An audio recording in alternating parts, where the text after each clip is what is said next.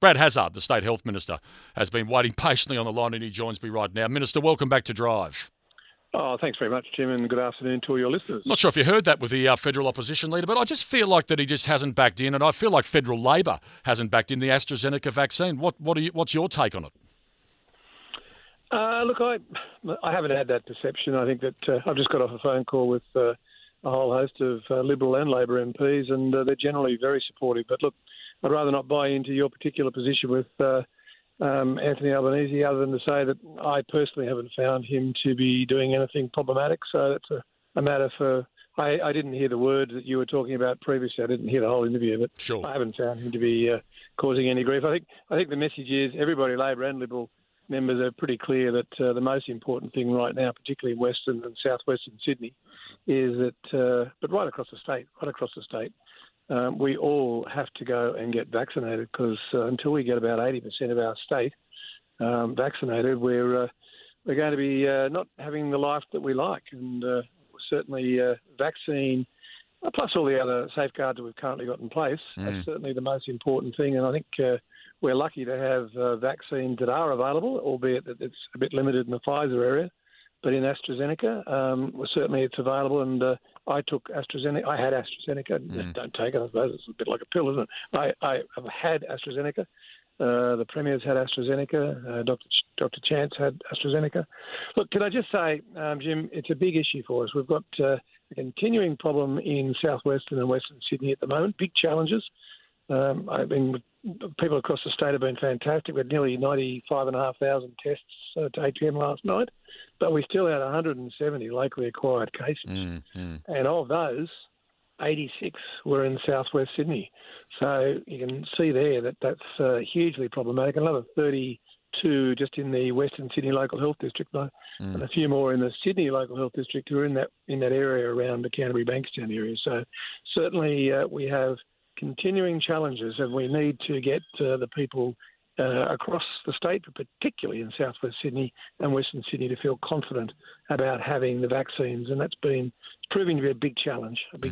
What's your message to everyone heading into the weekend and this potential talk of there could be another protest tomorrow? I mean, compliance is obviously a key, and so is vaccinations. What's your message to the broader community as we enter week 6 of lockdown? Can I implore people? I mean, you're all entitled to views. I don't agree with them. I think vaccines are absolutely crucial.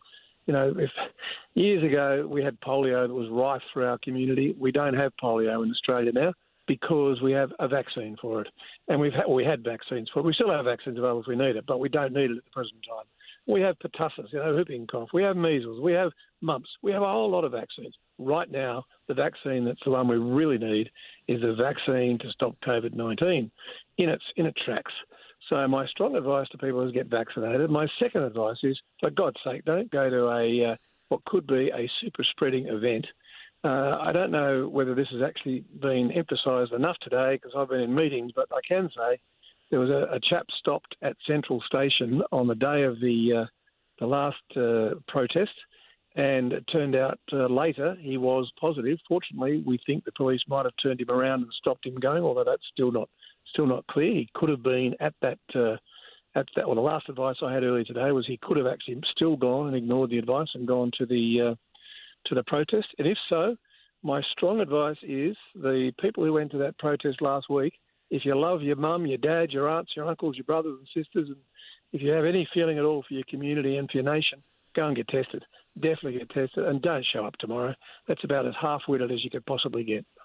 Just received this also from New South Wales Health about this non-urgent elective surgery being suspended in Greater Sydney. So basically, non-urgent elective surgery will be temporarily postponed to public hospitals in Greater Sydney, excluding the Illawarra, Shoalhaven and Central Coast local health districts from Monday.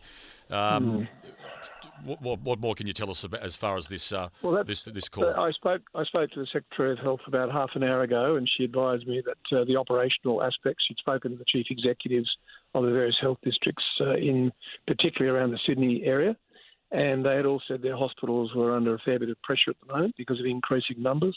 I mean, at the moment we've got, I think, 189 people just in hospital, with 58 of them in ICU, in intensive care. 24 of them are ventilated. We're getting lots more people coming in thinking they've got it. Some of them actually have it. So what has been decided by the executive of all the hospitals is that they need to ease back on the issues that aren't so urgent. The staff are under massive pressure because each time, I mean, you'd remember, Jim, there were a couple of hundred staff taken offline because of one case at North Shore Hospital only a couple of weeks ago, 100 out of Fairfield. So 100 here, 100 there, each time someone walks in through the emergency department or is found with a staff member who might have got infected out in the community and comes into the hospital. Very problematic. So they've made a decision to ease back and try and relieve some of the pressure on the frontline staff. And that will be, we basically have three categories.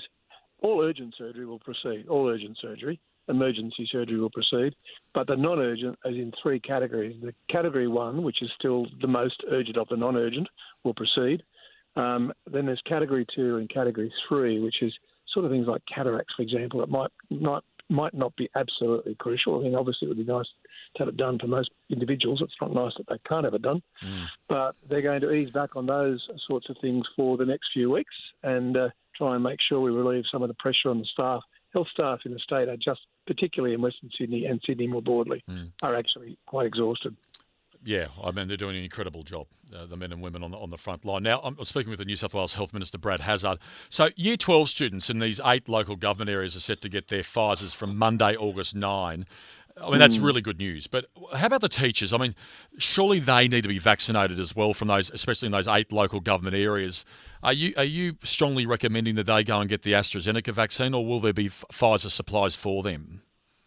Well, the issue remains that there's still not enough Pfizer coming from the federal government. I mean, I did hear some part of the criticism before, and I just say, I mean, I share the frustration that there's not enough, but I also know that last year, when the federal government was busy trying to get these vaccines, it was a challenging time around the world. We weren't even sure whether we'd have any vaccines ever actually produced. So it was all a bit of a stab in the dark for governments all around the world.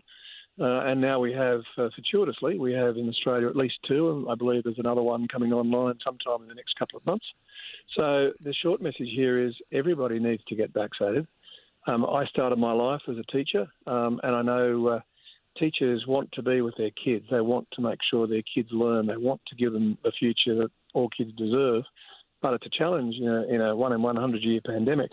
What I would say to teachers is that clearly you can have the AstraZeneca even if there's not a lot of Pfizer around, and you can go to any one of the GPs or pharmacists, or indeed any one of our hubs, the state hubs rather than the ones that, obviously doctors, GPs and pharmacists are getting their products, their vaccines from the federal government.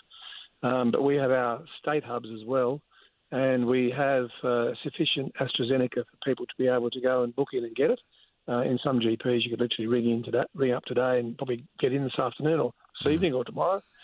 So I'd say go and have it, and of course take appropriate advice. The only way we're all going to get out of this, Jim, the only way we're all going to get out of this is if vaccinations are people need to be climbing over each other to get the vaccinations, and teachers are included. And I would say to my ex-teacher colleagues, I guess, feel free to go and get the vaccine. They need to get it as soon as possible. Yep. Totally agree. Jabs and arms are the key. Thank you for your time as always, Minister, this afternoon. That's a pleasure, Jim. Thanks very much. Good on you. That's the New South Wales Health Minister, Brad Hazzard.